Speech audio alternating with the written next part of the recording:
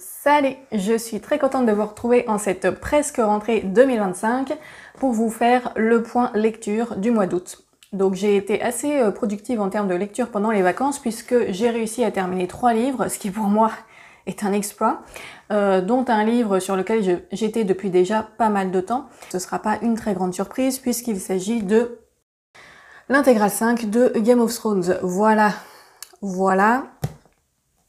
Donc ça y est, j'ai terminé la saga Game of Thrones, dans son état actuel en tout cas, puisque le tome 6 n'est pas sorti. Est-ce qu'il va sortir un jour? Je ne sais pas. En tout cas, bah voilà, j'ai lu tout ce qui était sorti actuellement. Alors il me reste encore à lire le petit, je sais pas comment on peut appeler ça, un spin-off, le Feu et Sang, consacré à la saga Targaryen. Mais celui-là, je vais pas le lire tout de suite. Je pense que je vais faire une petite pause là avec cet univers avant d'aller vers ça.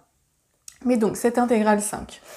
Donc, c'était de loin la plus grosse intégrale et j'ai été assez impatiente de la lire puisque si vous avez vu la vidéo précédente, vous savez que dans l'intégrale 4, on ne parlait que de certains personnages spécifiques.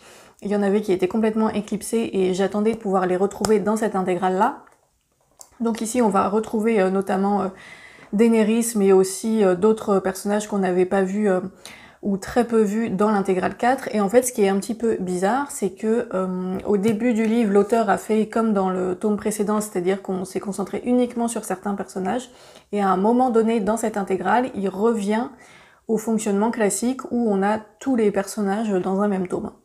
Bon, je ne sais pas ce qui lui est arrivé avec ce truc-là. Il s'est fait un petit délire, voilà, de vouloir séparer ses personnages, puis finalement il s'est dit que non, il allait les remettre ensemble. Bon.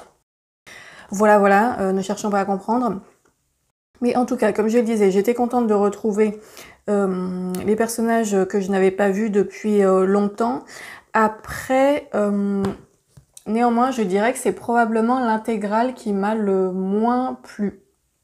Paradoxalement, parce qu'en fait, j'ai eu, on va dire, j'ai eu une assez grosse déception, qui en soi ne concerne pas la totalité de l'histoire, mais qui pour moi était un petit peu marquante. C'est que...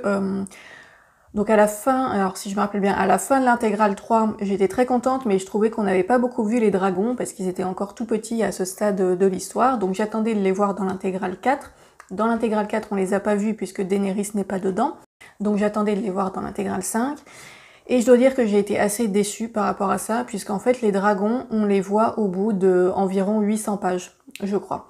Donc l'intégrale en fait 1150, il me semble.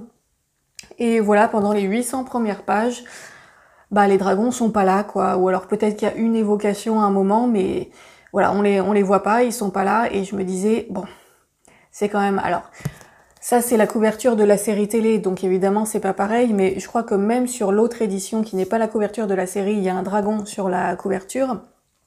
Et je me disais, c'est quand même un peu abusé de mettre un dragon sur la couverture du livre, alors que les dragons, on les voit qu'à la toute fin, et même pas beaucoup, en fait. C'est ça, en fait, qui m'a vraiment gênée. Il y a, on va dire, 2 scènes où on les voit vraiment bien, et où j'avais enfin un petit peu ce que j'attendais par rapport à ça, mais tout le reste du bouquin, c'est comme s'ils étaient pas là, quoi. Alors évidemment les dragons c'est pas toute l'histoire de Game of Thrones et c'est pas le truc le plus important, mais moi c'était vraiment ce que j'attendais avec beaucoup d'impatience parce que c'est mon truc préféré, voilà, dans cette histoire-là, les dragons, j'aime beaucoup les dragons de façon générale et c'est vrai que je lis pas tellement de romans où il y en a, donc dans cette histoire-là j'attendais vraiment ça avec beaucoup d'impatience et finalement j'ai été assez déçue par rapport à ça parce qu'en fait ils sont très très peu présents et voilà, j'étais un petit peu embêtée parce que les scènes où ils sont là sont très réussies. Je trouve que l'auteur a fait de bons dragons, si je puis dire. Mais en fait, j'ai eu l'impression des fois que c'était comme s'il les assumait pas vraiment. Parce que même pendant toute une partie du livre, il y a les personnages qui disent à Daenerys, mais utilisez vos dragons, allez, parce qu'à un moment donné, elle les a enfermés dans un endroit, je vais pas en dire trop pour éviter les spoilers, mais voilà. À un moment donné, ils sont enfermés quelque part, et tous les personnages sont là en train de dire à Daenerys, mais faites-les sortir, il faut les utiliser, il faut les montrer aux ennemis, etc. Enfin, où sont les dragons, quoi. Même les personnages du livre se demandent où sont les dragons pendant les 800 premières pages, quoi. Et Daenerys ne veut pas. Et en fait, j'ai eu l'impression à certains moments que c'était presque l'auteur qui ne voulait pas les utiliser pour... X raisons, comme si en fait il avait mis des dragons dans son histoire, mais qui finalement il savait pas trop quoi en faire, et que du coup il les montrait un peu de temps en temps, mais qu'il voulait pas trop non plus les mettre, quoi. Enfin, j'avais l'impression qu'il y avait un truc un peu bizarre, comme si leur présence n'était pas assumée, alors que je pense qu'il y avait plus de trucs à faire avec, quoi. Bon, là voilà, c'est une supposition que je me suis fait, c'est juste une impression que j'ai eue, voilà. Mais ça m'a un petit peu embêtée, quoi. Voilà, j'ai trouvé que c'était un peu dommage. Donc ça, je dirais que c'est ma plus grosse déception que j'ai eue sur cette intégrale 5, parce que voilà, je savais qu'après ça, c'était fini, et que bah voilà, du coup, bah les fameux dragons, je les verrai pas plus que ça, sauf si le tome 6 sort un jour. Mais donc voilà, il y a eu ça. Sinon, globalement, j'ai bien aimé cette lecture. Encore une fois, j'aurais pas lu les 1150 pages si ça m'avait pas plu, hein. Je me serais arrêtée. Donc si je l'ai lu en entier, c'est que c'était bien quand même. Après, j'ai trouvé pour la première fois, depuis le début de la série, qu'il y avait quand même un certain nombre de longueurs. En fait, ce tome-là m'a vraiment donné l'impression qu'il y avait quelque chose qui était en train de se préparer, mais qui ne démarrait jamais vraiment. Alors il y a quand même quelques très bonnes scènes, hein, il y a quand même de l'action, etc. Il se passe pas rien. Mais voilà, il y avait parfois des chapitres entiers où je me disais, mais en fait, quel était l'intérêt de ce chapitre? Il s'est rien passé, il y a eu du développement de personnages, certes, il y a eu des dialogues, on a appris plus de détails sur telle ou telle maison, tel ou tel endroit spécifique, etc. Mais il n'y a pas eu d'événements marquants. Et en fait, ça, c'est vraiment une réflexion que je me suis faite pendant une bonne partie du livre. C'est que parfois, enfin, j'ai eu l'impression, en fait, que globalement, il y avait quelques éléments vraiment très importants qui faisaient avancer l'intrigue de façon significative, et que entre ces éléments-là, c'était comme si l'auteur savait pas trop quoi mettre au milieu, et qu'il avait essayé de meubler, qu'il avait essayé de combler les vides, en fait, avec des chapitres où il se passe pas grand-chose, en fait. Enfin, voilà, c'est l'impression que j'ai eue, en tout cas, c'est qu'il y avait un certain nombre de chapitres, on aurait très bien pu les retirer complètement, ça aurait rien changé au déroulement de l'histoire, en fait. C'était juste des chapitres de développement de certains détails, mais qui n'étaient pas essentiels, qui étaient intéressants, mais qui n'étaient pas essentiels. Et comme il y en a eu pas mal, il y a vraiment eu un moment dans ma lecture où je me suis fait la réflexion que ça a commencé à traîner un peu, quoi. Ça devenait vraiment un peu long. Il y avait des redondances aussi, parfois, d'un dialogue à l'autre, d'un chapitre à l'autre. Parfois, les personnages se mettent à réexpliquer un peu la même chose. Voilà, et c'était un effet que j'avais pas eu sur les 4 premiers tomes. C'est vraiment la première fois là que ça me donnait cette impression-là, que ça pédalait un peu, quoi, je sais pas comment dire, mais c'était comme si l'auteur avait été moins inspiré, peut-être pas moins inspiré, mais qu'il avait voulu partir dans trop de trucs différents en même temps, et que du coup, il commençait plein de choses, mais sans en finir aucune.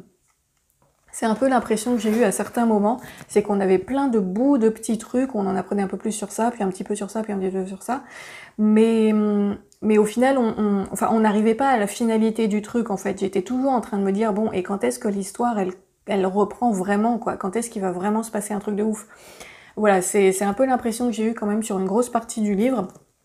Et donc ça, c'était un peu dommage, parce que à part ça, voilà, les personnages sont toujours très bien, le style est ok, en tout cas sur la traduction, voilà, moi je m'y suis bien habituée, même si j'ai trouvé que là, dans ce tome-là, il y avait beaucoup plus de coquilles et de coquilles, voilà, tout simplement, ou parfois de formulations un peu maladroites ou de répétitions. Ça m'a plus marqué dans ce tome-là que dans les précédents, comme si la relecture avait été un tout petit peu moins peaufinée. Mais voilà, globalement, ça allait. La qualité d'écriture était là, on va dire, mais ouais, j'ai eu le sentiment que ça traînait un peu, en fait, que ça devenait un peu long, un peu redondant, et qu'on n'arrivait pas à atteindre le point où on allait vraiment démarrer, quoi. Donc voilà, le problème, c'est que comme il n'y a pas la suite, bah du coup, je sais pas si au final ça va démarrer vraiment, et qu'est-ce qui se passe quand ça démarre. Mais bon, c'était quand même une bonne lecture, et dans tous les cas, je suis très contente d'avoir découvert cette série, parce que sur l'entièreté des 5 tomes, pour moi, le Trône de Fer a été vraiment une très très très bonne découverte. C'est une lecture qui, globalement, qui m'aura beaucoup marqué. Voilà, donc je suis vraiment contente de les avoir lus, et là je suis en train de re-regarder la saison 5 de la série HBO. Mais voilà, c'est juste que ce dernier tome a fait un tout petit peu retomber le truc sur la fin. Ça, c'est dommage. Mais bon, voilà, c'est des choses qui arrivent, et puis bah, on verra bien si la suite sort un jour ou pas. Et puis si elle sort pas, bah, tant pis, on en restera là. Mais en tout cas, voilà, ça, c'est des livres qui resteront dans ma bibliothèque. Voilà, même si celui-là, je l'ai trouvé un tout petit peu en dessous des autres, c'est des livres que je garderai et qui, je pense, auront vraiment marqué mon expérience de lectrice, puisque je crois que c'était la première fois que j'ai lisé vraiment une grosse saga de fantasy adulte. Et bah, voilà, ça a été une très bonne expérience pour ce premier essai.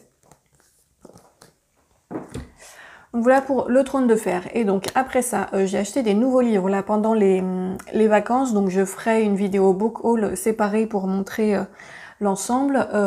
Et j'en ai déjà lu 2 premiers. Donc c'est cela que je vais vous présenter maintenant. Donc tout d'abord, donc je suis repartie vers des choses complètement différentes après Le Trône de Fer.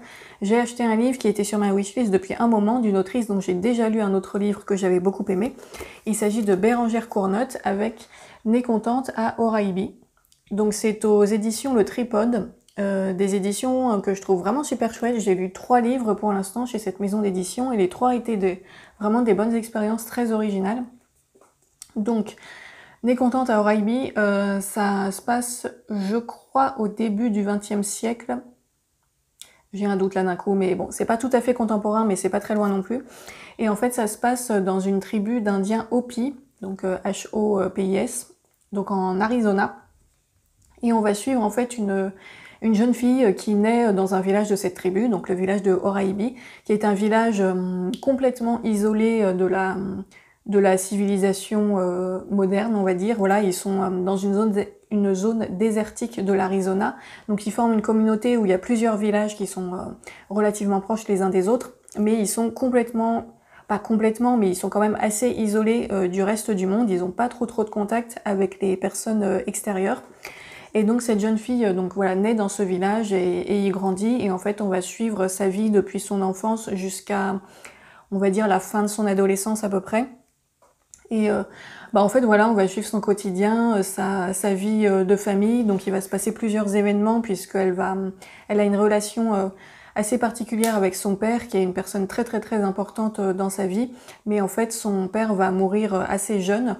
Et c'est à partir de cette disparition qu'en fait, enfin, c'est pas qu'il va lui arriver un certain nombre de choses, mais elle va avoir une perception de la vie un petit peu différente. Et en fait, on va suivre toute son évolution, et notamment la transition entre l'enfance et l'adolescence au sein de son village et de sa communauté. Et donc, c'est un livre de fiction, mais qui a des côtés pratiquement un peu documentaires sur les coutumes en fait des Indiens Hopi. Voilà, c'est un peu une immersion en fait dans une communauté d'Indiens Hopi, où on va suivre en fait tout ce qui se passe à travers les yeux de cette jeune fille. Donc ça parle des religions, des rites, de leur rapport à la nature, de leur rapport aux divinités aussi. Ça, c'est une partie très très importante du livre, le rapport aux divinités. Les différents dieux ont une place très très importante dans la vie quotidienne. Et ils sont même présentés presque parfois comme des personnages à part entière de l'histoire. Donc voilà, il y a tout un aspect spirituel qui est très développé. On suit aussi leur vie quotidienne, voilà, leurs activités dans cette zone désertique, comment ils font pour survivre, s'organiser, comment s'organisent les familles, quels sont les liens entre eux. Donc il y a des histoires de disparition, des histoires de mariage. Voilà, en fait c'est tout l'écosystème en fait de cette communauté dans lequel on est plongé et qu'on découvre petit à petit en même temps en fait que le personnage principal. Son nom ne me revient pas, mais en fait ils ont des noms qui sont assez compliqués à prononcer quand on n'est pas habitué. Je crois que c'est Taya Titahawa, un truc comme ça son nom. Ils ont des noms un petit peu à rallonge, donc je les ai pas forcément très bien retenus. Mais donc voilà, c'était une très bonne lecture. Donc Bérengère Cournot, j'avais déjà lu un autre livre d'elle qui s'appelle De pierre et d'os, qui lui se passe dans une communauté inuite, qui était très très bien. Et là, de nouveau, ça a été une très bonne expérience avec ce livre-là. Et alors, je me suis pas trop renseignée sur l'autrice en elle-même, mais je pense qu'elle doit être probablement passionnée d'ethnographie ou quelque chose comme ça, parce qu'elle a l'air de faire vraiment beaucoup de recherches sur les communautés dont elle parle dans ses romans. En tout cas, le sentiment d'immersion est très réussi, il y a vraiment beaucoup de détails. Et ce qui est très bien aussi, c'est que à la fin du livre, on a des photographies en fait. Je vous montre quelques exemples. Voilà, on a une sélection de photos noires et blancs de la communauté en fait dont il est question dans le livre. Il me semble qu'ils avaient fait pareil avec celui sur les Inuits.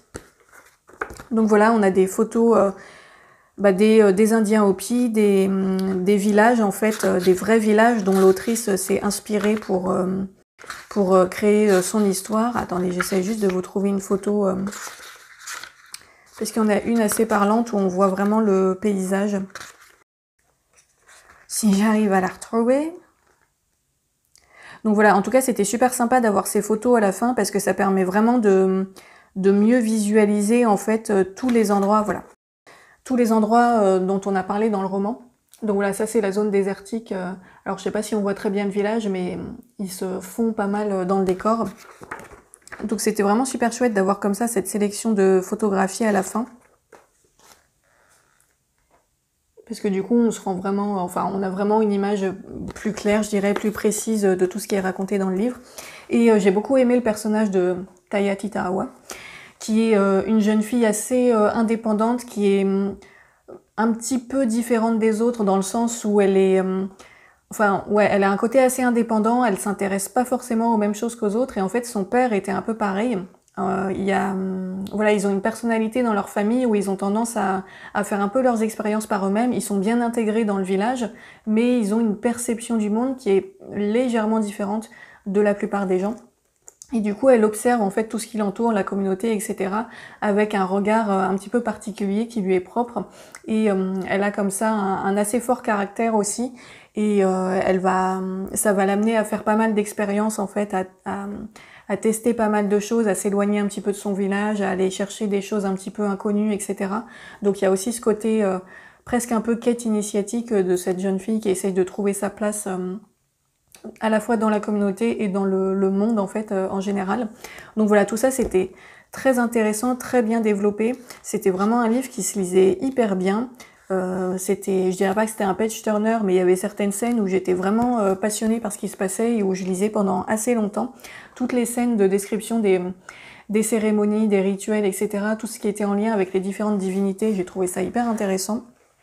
Et les personnages sont bien réussis, le style est très agréable. Donc voilà, je vais pas en dire forcément beaucoup plus, mais en tout cas c'était une très bonne lecture si vous cherchez un livre un petit peu, je dirais, dépaysant sur une culture complètement différente de la nôtre. Je trouve que Bérengère Cournot, en tout cas avec ses 2 premiers livres que j'ai lus d'elle là, c'est vraiment, elle a vraiment un talent pour raconter ces choses-là. Voilà, et donc le 3e livre que j'ai lu pendant les vacances, celui-ci était très très court, c'était cette fois une autrice que je ne connaissais pas. Donc j'ai pris un de ses livres, pas complètement par hasard, parce que j'en avais entendu parler à une reprise, mais je ne savais pas non plus forcément trop à quoi m'attendre. Donc il s'agit de Sandrine Colette, et j'ai choisi son livre « On était des loups ». Donc comme je disais, un très très court livre, qui fait environ 150 pages, 160. Et donc c'est un petit récit dramatique où on va suivre un homme. Alors c'est pas trop précisé dans quel pays ça se passe. Je pense que ça doit être probablement en Alaska ou au Canada. Je dis ça, voilà, je suis pas complètement sûre, mais en tout cas il vit dans une région montagneuse très très très isolée. Donc en fait, il y a lui, il a sa femme qui est avec lui, et en gros, ils habitent dans une cabane dans la montagne, mais vraiment complètement en dehors du monde. Ils vivent en autarcie totale, en dehors de la société. Donc il y a quelques autres personnes isolées qui vivent autour d'eux, mais vraiment pas beaucoup. Ils sont immergés dans la nature sauvage.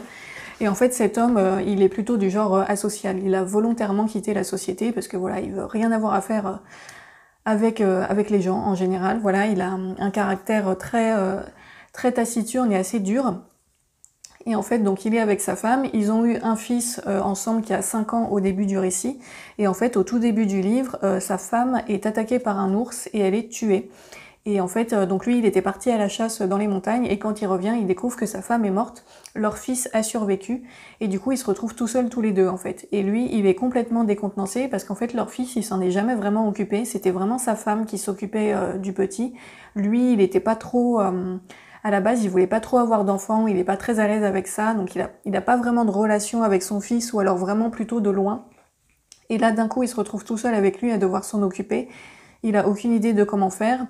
Et Alors je réfléchis pour pas non plus trop en dire, mais en gros, on va suivre comment leur relation père-fils va évoluer, sachant que ça va pas forcément bien se passer. Voilà. En fait, au début, il va plutôt essayer de fuir ses responsabilités, il va essayer de trouver un moyen de se débarrasser de son fils, en fait. Voilà, j'en dis pas plus, mais au début, il veut vraiment pas s'en occuper, il réfléchit à comment faire pour échapper, en fait, à sa présence.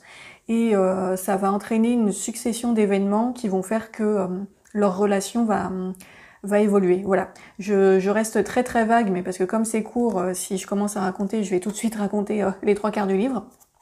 Mais donc c'est une lecture que j'ai vraiment beaucoup aimée.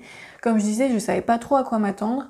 Au début, j'ai été un peu surprise parce que le style est assez particulier. C'est un style qui est vraiment à l'image de la pensée du personnage, donc il y a très peu de ponctuation. En fait, c'est des phrases qui se construisent un peu comme ça, c'est comme si le personnage écrivait pêle-mêle tout ce qu'il pensait, et il y a pas beaucoup de ponctuation. Des fois, il y a des super longues phrases où c'est un peu difficile de suivre le rythme, parce que voilà, c'est des phrases qui sont volontairement pas très bien construites pour certaines d'entre elles, mais ça correspond en fait à l'état d'esprit de ce personnage qui a un caractère un peu brut comme ça.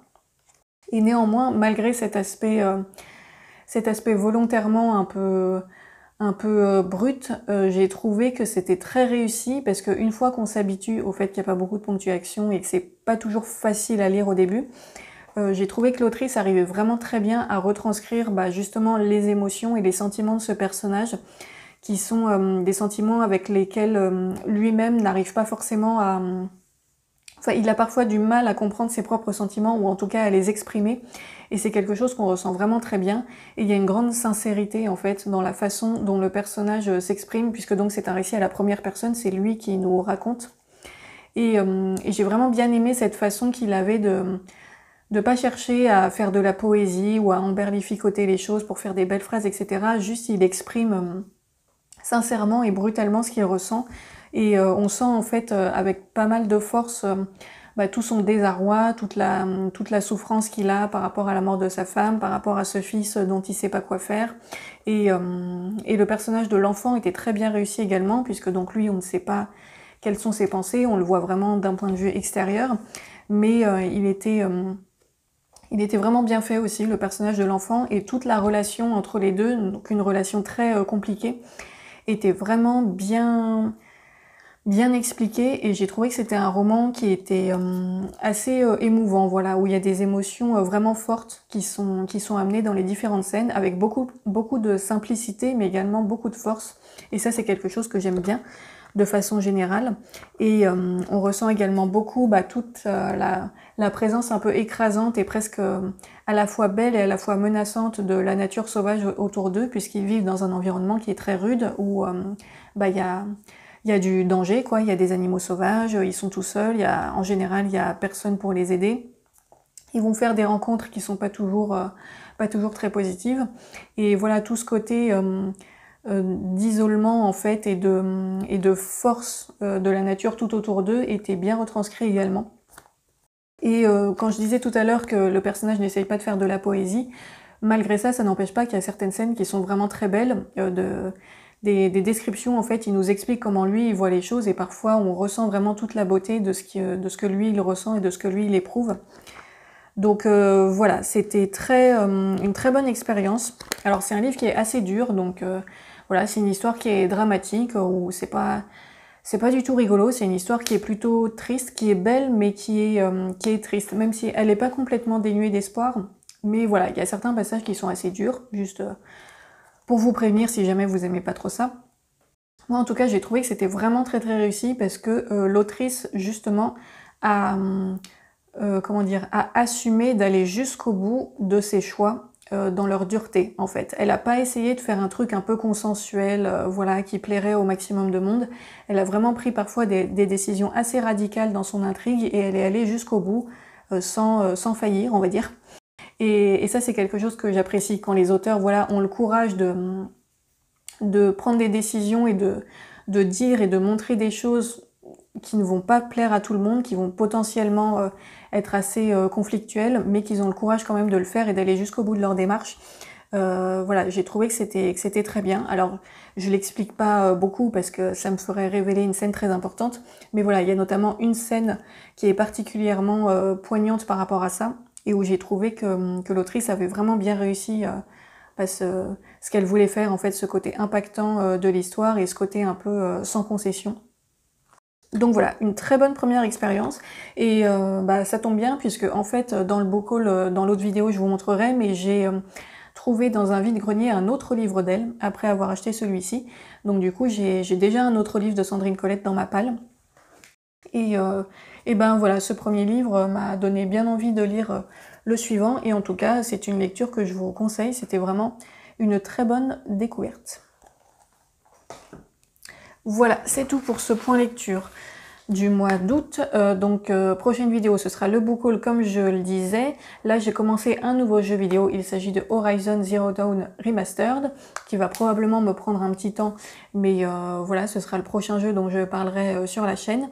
Et puis d'ici là, eh ben, je vous souhaite de bonnes fins de vacances si vous êtes toujours en vacances, et je vous dis à la prochaine. Salut!